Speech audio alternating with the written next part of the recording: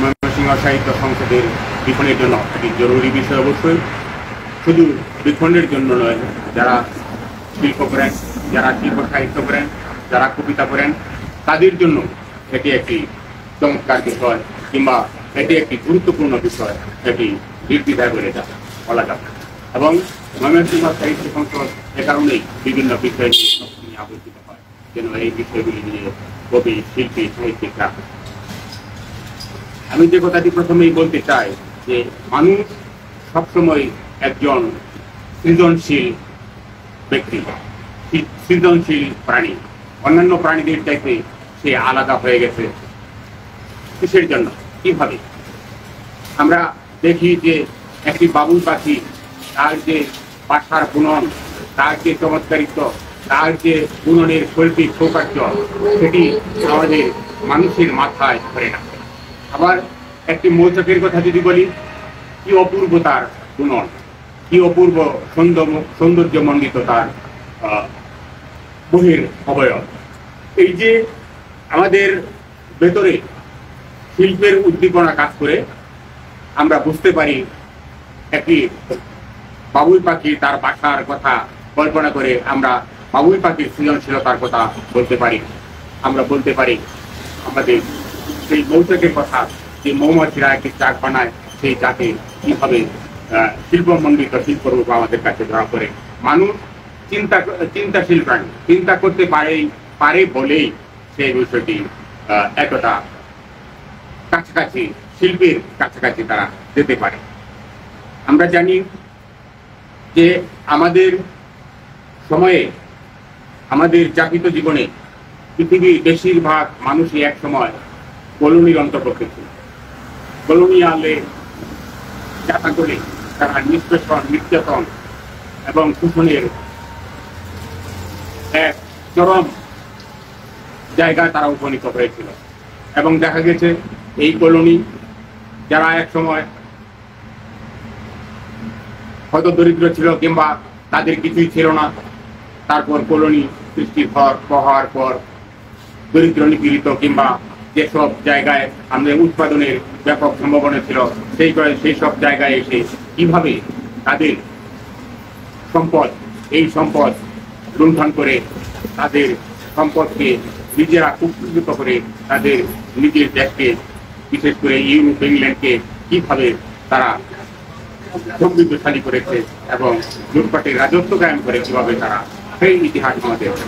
শুধু তাই নয়, আজকে যে কথাটি আলোচক বৃন্দরা বলেন যে গণমানুষের কবিতা খুব বেশি একটা আমরা কেন পাই না, গণমানুষের কবিতা আমরা কেন গণমানুষের কাছে যেতে পারে না। আমরা এখানে যে কথাটি বলতে চাই তা হলো, এই যে কলোনিয়াল স্থাপন হলো, কলোনি এমন একটি বিষয়, শুধুমাত্র তারা অর্থ লুণ্ঠনই করে না, তারা শিক্ষা বিস্তারে কিংবা আমাদের সাংস্কৃতিক আগ্রাসনের মাধ্যমে আমাদের জীবনযাত্রাকে করে তুলেছিল তাদের মানে সেবাদার হিসাবে। আমরাও দেখা যায় যে আমাদের শিল্পের যারা কাজ করেছেন, যারা শিল্পী, সাহিত্যিক, কবিরা ছিলেন, তারাও সেই তাদের কলোনিয়াল শাসকদের সাথে পিঠ মিলিয়ে, হাত মিলিয়ে শিল্প সাহিত্যে রচনা করে গেছে।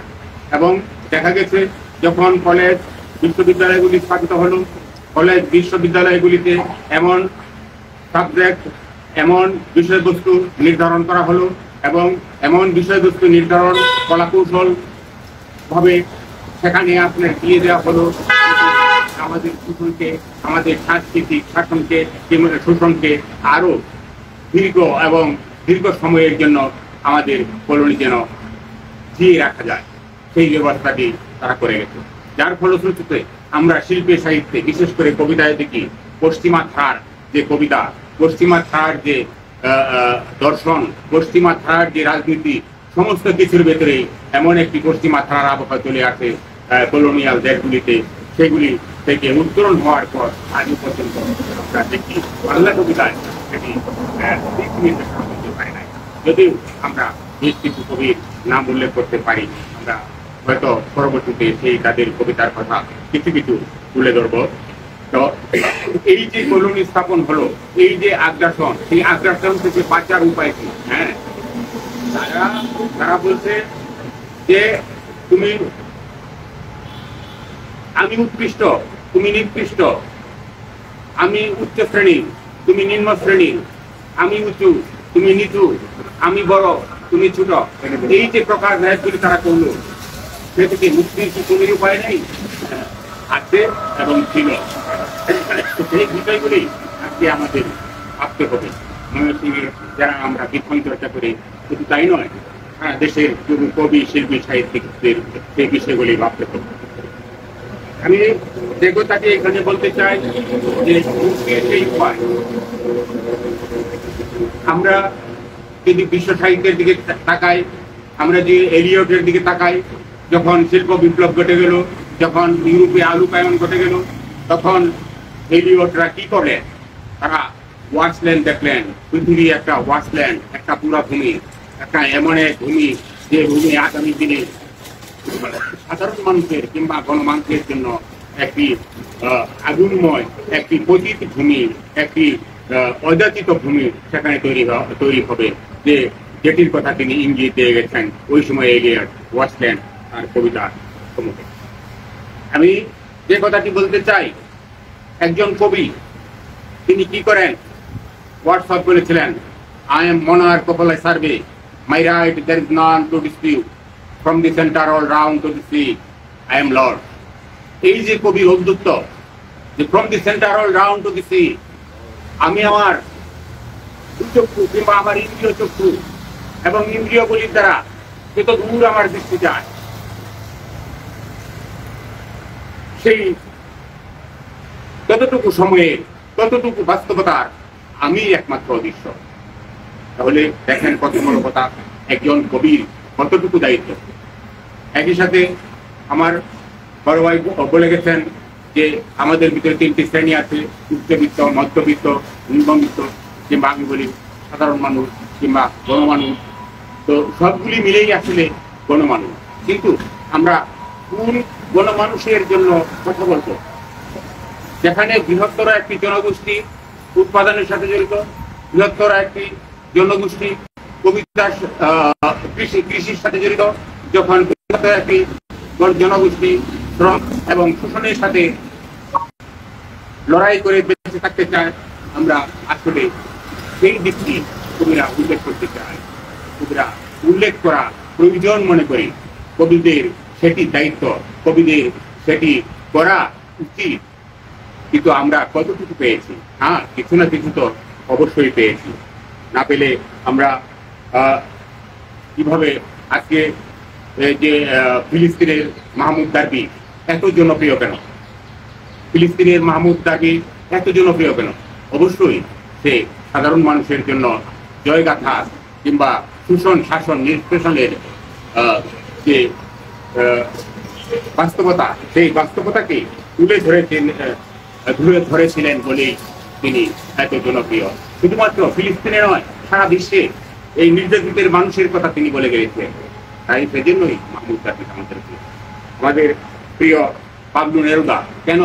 তিনি শ্রমজীবী মানুষের সাথে মিশে, শ্রমজীবী মানুষের কথায়, শ্রমজীবী মানুষের সাথে কণ্ঠ মিলিয়ে তিনি কবিতা লিখে গিয়েছিলেন। শুধু কবিতাই লিখে যাননি, তিনি শ্রমজীবী মানুষের পাশেও দাঁড়িয়েছিলেন, তাদের সাথে নিয়ে কাজও করেছিলেন। আমরা আমাদের প্রেমের কবি গালিবের কথা জানি। গালিবের একটি গল্প এমন যে তিনি কবিতা পড়তে যেতেন এমন এক জায়গায়, কবিতা তাকে আমলের করতে হতো যেখানে বৃহৎ বড় একটি অঞ্চল জুড়ে ফাঁকা মাঠ। সেই হিসাবে একটি স্টেডিয়ামকে বেছে নেওয়া হলো একদিন, এবং দুই বন্ধু সেখানে কবিতা পড়তে যায়। এক বন্ধু সেই কবিতা বিমুখ অনেকটাই, সে বলে কি আর কবিতা শুনবো সেখানে গিয়ে, কবিরা তো কবি তার নিজের খেয়াল, খুশি, কল্পনা দিয়ে বাস্তবকে জড়িয়ে রাখে। তারপর তারা যখন সেখানে গেল, সেই বন্ধুটি, যে বন্ধুটির কবিতার প্রতি তার দুর্বলতা ছিল না, সেই বন্ধুটি দেখলো স্টেডিয়াম ভর্তি মানুষ, এবং গালিব মঞ্চে এমন এক ভঙ্গিতে বসে আছেন যে ভঙ্গি রাজা মহারাজার কাছেও ব্যাপক এক আয়োজনের ভঙ্গিতে তার জন্য সভাসদের সভা প্রতি হয়ে তিনি সেখানে বসছেন। তিনি আশ্চর্য হলেন, এত এত মানুষ, একজন কবি কবিতা পড়বেন। যখন গালিব কবিতা পড়তে শুরু করলেন, একটি লাইন পড়লেন, সেখানে দেখা গেল পরের লাইন আমরা সাধারণ মানুষ গণমানুষ পড়তে শুরু করলো। পরের লাইনটি গণমানুষ বলে দিল, এক কণ্ঠে বলে দিল। এই যে গালিব, এই যে ধারাবাহিকতা, এই যে গালিবের প্রেম কিংবা গালিবের বাস্তবতায় সাধারণ মানুষের প্রতি যে আকর্ষণ ক্ষমতা তার কবিতার, সেটি নষ্ট হয়েছে। কলোনি নষ্ট করেছে, আমি বলবো সাম্রাজ্যবাদ নষ্ট করেছে, পুঁজিবাদ নষ্ট করেছে। আজকে যার জন্য আমরা কবিতা সেরকম লিখতে পারি না, কবিতার কাছে যেতে পারি না, কবিতা ভালোবাসতে পারি না। বরং আমরা কোথায় যাই? বরং আমরা ক্ষমতার কাছে যাই, ক্ষমতার পায়ের নিচে লুটুপুটি খাই। এই যে অবস্থা তৈরি হয়েছে, সেটি একটি দুঃখজনক অধ্যায় বাংলা কবিতার জন্য, বাংলা সাহিত্যের জন্য তো বটেই। সাবধান করে দিতে চাই, এ থেকে আমাদের উত্তরণ ঘটাতে হবে। রবীন্দ্রনাথের প্রসঙ্গ এসেছে, 2 বিঘা জমির প্রসঙ্গ এসেছে। নমো নমো জননী বঙ্গভূমি, অবারিত মাঠ গগন ললাট, তুমি তো পদধূলি। এই যে রবীন্দ্রনাথের 2 বিঘা জমির যে সাধারণ মানুষের প্রতি আকাঙ্ক্ষা, সাধারণ মানুষের প্রতি যে তার ভালোবাসা, সেটি তো সত্যিকার অর্থে সাধারণ মানুষের জন্য কবিতা লিখে যাওয়ার জন্য রবীন্দ্রনাথের কাছ থেকে আমাদের প্রেরণা পাওয়া উচিত ছিল। আমাদের জীবনের, আমাদের ভালোবাসা সাধারণ মানুষের কাছে যাওয়ার, কবিতাকে নিয়ে, কবিতার শব্দকে নিয়ে, কবিতার বুননকে নিয়ে, কবিতার ধ্বনিকে নিয়ে যাওয়া উচিত ছিল, কিন্তু আমরা সেটি পারি না। এখানে পাশাপাশি নজরুল কি করেছিলেন? তিনি গেয়েছিলেন সামনের গান, গাই সামনের গান। মানুষের চেয়ে বড় কিছু নাই, নয় কিছু নেই। এই যে গাইলেন, এই যে মানুষের কথা, তারা কোন মানুষ? হ্যাঁ, সমস্ত মানুষ বলতে সাধারণ মানুষের কথাই তিনি তার কবিতায়, তার জীবনযাপনে, তার শিল্প চেতনায় সারা জীবনটি যেতটুকু সময় পেয়েছিলেন, ততটুকু সময় একেবারে উদার ভাবে এবং খুবই আন্তরিকভাবে, খুবই ভালোবাসার সাথে সাধারণ মানুষের জয়গান তিনি গিয়েছিলেন। সেটি আমাদের আশা হওয়ার কথা ছিল। নজরুল রবীন্দ্র চেতনায় আমাদের ভেতরে গ্রন্থিত হওয়ার ছিল। আমরা তিরিশের কথা বলি, তিরিশের কথা, যে পাঞ্চ পাণ্ডবের কথা বলা হয়, তারা কি করেছিলেন? তারা করেছিলেন মূলত কবিতাকে যাতে বিশ্বমানের দিকে নিয়ে যাওয়া যায়, সেই বিশ্বমানে নিয়ে যাওয়ার প্রেক্ষিতে তারা পাশ্চাত্য শিল্পকলার ধারাকে, পাশ্চাত্য শিল্পধারার কৌশলকে এখানে গ্রন্থিত করেছিলেন। যতটুকু না সাধারণের জন্য ভাব এবং সাধারণের নদী, পাখি, মানুষ এবং সর্বসাধারণ জনগণের কাছে যতটুকু না কাছ থেকে পাওয়ার কথা ছিল, তার চাইতে বেশি ছিল পশ্চিমাদের কাছ থেকে ধার করা একটি বিষয়। শুধুমাত্র কেবল ব্যতিক্রম ছিল আমাদের জীবনানন্দ দাশ। এই বাংলার, এই শ্যামল বাংলার, এই নদী, এই মাছ, এই ঝিল, এই পাখি, সমস্ত কিছুকেই ধারণ করে, বাংলার আবহকে ধারণ করে তিনি রূপসী বাংলার রূপ দিয়ে গেছেন। এবং সেই রূপ দিয়েই শুধু যান নাই, তিনি কবিতায় এমন এক বিষয় রূপ আমাদের ভেতরে উন্মোচন করার প্রয়াস করে রেখে গেছেন, যা আমরা আজও বিস্মিত হই। তার সেই বিষয় রূপকে উন্মোচন করার ক্ষমতা আজও আমরা রাখি না। যেখানে তিনি 8 বছর আগের একদিন কবিতা লিখতে বলছিলেন, প্রেম ছিল, আশা ছিল, ভালোবাসা ছিল, তবু সে দেখিল পুঙ্গু, মরিবার হলো কেন তার।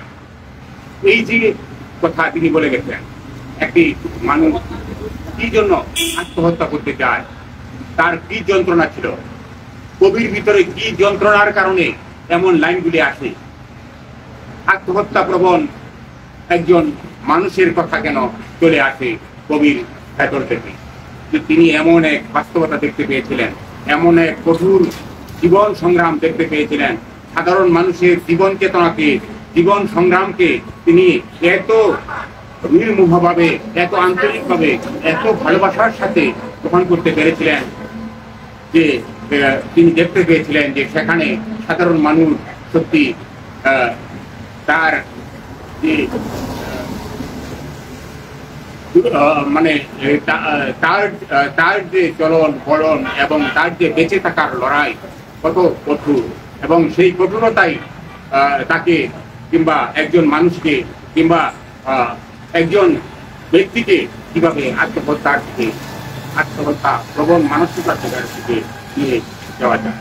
তো এই কবিতায় তিনি আরেকটি জায়গায় বলছিলেন, গলিত ছবির ব্যাংক 2 মুহূর্তের ভিক্ষা মাগে, আরো 2 মুহূর্তের ভিক্ষা মাগে।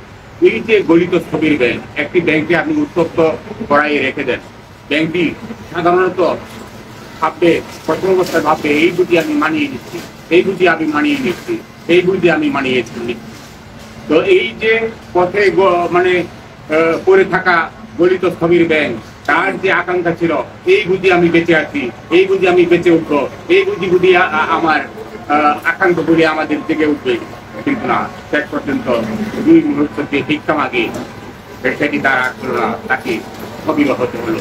এই যে বয়ান কবিতার ভিতরে, এই যে বিষয় দূর থেকে এবং শিল্প প্রকরণের ভিতর থেকে বেরিয়ে নিয়ে এসে মানুষের বাস্তবতাকে তুলে ধরা, সে এক সাহসী প্রয়াস ছাড়া, সে এক শিল্প কৌশলী মানুষের কবির ব্যক্তিত্ব ছাড়া কবিতা লেখা সত্যি কঠিন। আমরা যদি বলি আবুল হাসানের সেই বিখ্যাত কবিতাটির কথা, ঝিনুক নীরবে সহ, এখানে ঝিনুক কি, এখানে ঝিনুক তো এমন এক বাস্তবতা, যে বাস্তবতা সাধারণ মানুষের কথা, যে বাস্তবতা সাধারণ মানুষ সংগ্রাম করে যে বাস্তবতা থাকে, সেখানে তিনি সান্ত্বনা দিতে চান যে সহ তুমি নীরবে সহ, একদিন দেখো সেই কাপুন করে মেরে দেওয়ার মতো সেই একই কথা, যে একদিন পৃথিবীটা বাউলের পৃথিবী হবে, প্রেমময় পৃথিবীতে হবে, পৃথিবী হবে।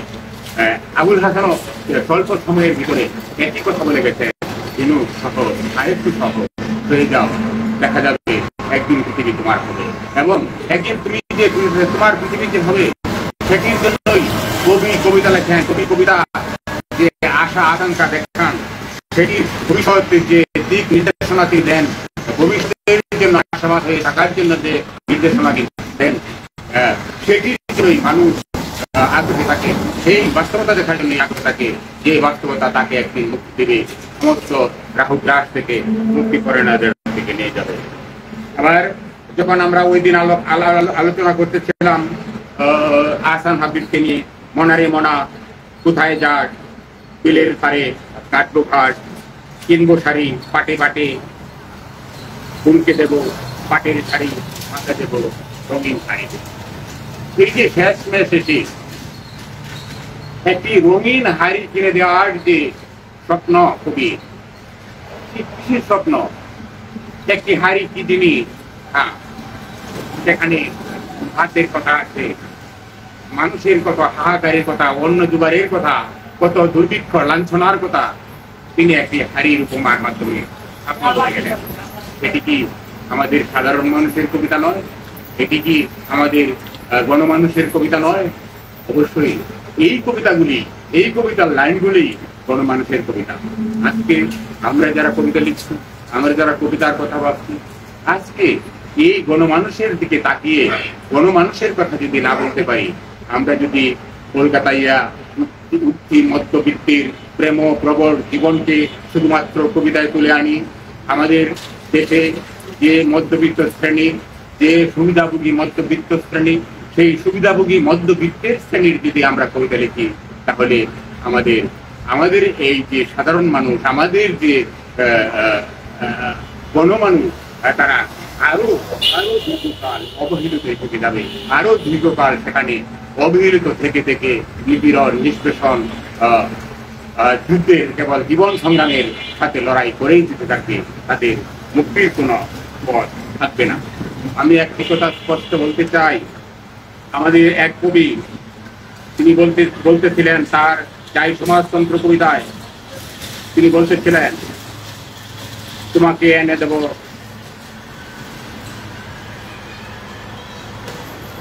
হাঙ্গেরিয়ান প্রাণ, তার আগে চাই সমাপ্ত। এই যে কবি তার প্রেমিকাকে ভোগের বিলাসের পথ দেখালেন, সেটি আমার গণমানুষের কবিতার ভাষা। তার প্রেমিককে ভালোবাসে তিনি হাঙ্গেরি থেকে প্রায় এনে দেবেন, সেটিকে সত্যিকার অর্থে সাধারণ মানুষের, সাধারণ জমিলার কিংবা সাধারণ কবিলার জন্য তিনি এই কথাটি লিখেছেন। বন্ধুরা, নিশ্চয়ই না। এই বুকবাদী কবিতা যারা লেখেন, এই বুকবাদী জীবন যারা জব করেন, বুকবাদী জীবন যারা যাপিত করেন এবং শিল্পকে আশ্রয় করে উদ্দেশ্যমূলকভাবে শিল্পকে ব্যবহার করে যারা কবিতা লিখেন, তারা কোনোদিনই গণমানুষের কবি হতে পারে না, গণমানুষের চেতনার কবি হতে পারে না, গণমানুষের কবি হতে পারে না। তারা একদিন আস্থা করে নিক্ষিপ্ত হবে। এই কবি আবার আক্ষেপ করে বলছেন, রমিজ তাকে চিনে না। কেন চিনবি বাপু? তুমি তো চলে গেছো ঢাকায় মধ্যবিত্তের কুলে। শুধু ঢাকায়া মধ্যবিত্তই নয়, তুমি তো রাজনৈতিক আশ্রয়ের কুলে গেছে। তুমি লালন করছো তুমি রাজনীতি, অপরাজনীতি, ধ্বংসের রাজনীতি, যেখানে সাধারণ মানুষের মুক্তির কথা শুধুমাত্র লুবাতুর বিষয় হয়ে আছে। তুমি তো সেই জায়গায় চলে গেছো। রমিজ কেন তোমাকে মনে রাখবে? তোমার আফসোস আফসোস হয়ে থাকবে। বন্ধুরা, আমরা জানি আল মাহমুদ আমাদের সোনালী কামিনীর যে কথাটি বলেছিলেন, কবিতা হাসির ডিম, পুরানো হাসির ডিম, কবিতা হ্যাঁ দড়ি ছাড়া হারানো বাছুর, কবিতা তো চুল খোলা আয়েশা আক্তার। এই যে আহ্বান কবিতা, এই যে কবিতার সংজ্ঞা, এইটি ছিল সাধারণ মানুষের কথা থেকে, সাধারণ মানুষের অনুভবের, সাধারণ মানুষের জীবনের এবং সাধারণ মানুষের ডাকার, মানে তাকে প্রেরণা দেওয়ার, সাধারণ মানুষের জীবনকে উদযাপন করা, উদ্দীপনা দেওয়ার একটি ভাষা। সেই কবিকে আমরা ভালোবাসি, আজও ভালোবাসি, তারপরেও ভালোবাসবো কিনা সেটি সময়ের ব্যাপার। কেননা আমি এই কথাটি আরেকটি কথা এখানে বলতে চাই, যে কথাটি যে এই আল মাহমুদ, কবি আল মাহমুদ, তার এই যে আমাদের ভালোবাসার পংক্তিমালা সোনালী কাবিনে আপনারা তুলে ধরে গিয়েছিলেন, শুধু তাই নয়, তার যে ভাব প্রকরণ এবং শিল্পমাত্রা আমাদের সামনে তুলে ধরেছিলেন, সেই ভাব প্রবণ শিল্পমাত্রা আমাদের জীবনকে, আমাদের বাংলার জীবনকে, বাংলার গ্রামকে, বাংলার মানুষকে, বাংলার রাজনীতিকে, বাংলার অর্থনীতিকে এক সুদূর প্রসারী দর্শনের দিকে চিহ্নিত করার এক রূপরেখা তিনি আমাদের তৈরি করে যেতে পারতেন। কিন্তু না, আমরা একসময় দেখলাম সেই আল মাহমুদ তিনি গন্তব্য হারা হলেন। তার ঢাকায় বাড়ি লাগবে, তার ঢাকায় থাকতে হবে, যেখানে শামসুর রহমান, যেখানে অন্যান্য কবিরা ভাষা নিয়ে নিজস্ব ভাষা তৈরি করে, নিজস্ব ঘর তৈরি করে তিনি সেই ঘরের কল্পনায় মত্ত হলেন এবং এমন এক রাজনৈতিক দলের আশ্রয়ে গেলেন যেখানে আমরা তাকে হারিয়ে ফেলি। আমরা তাকে, আমাদের যে চাওয়া ছিল, আমাদের সুশৃঙ্খল একটি বাঙালির সুশৃঙ্খল গ্রামবাসীর কিংবা গ্রামের চিত্রকে ধারণ করে আমাদের দার্শনিক একটা জায়গায়, আমাদের মুক্তির জায়গায় নিয়ে যাবেন, সেই জায়গাটি তিনি শেষ পর্যন্ত দেখাতে পেরেছেন কিনা আমার জানা নেই। বন্ধুরা, আপনারা সেটি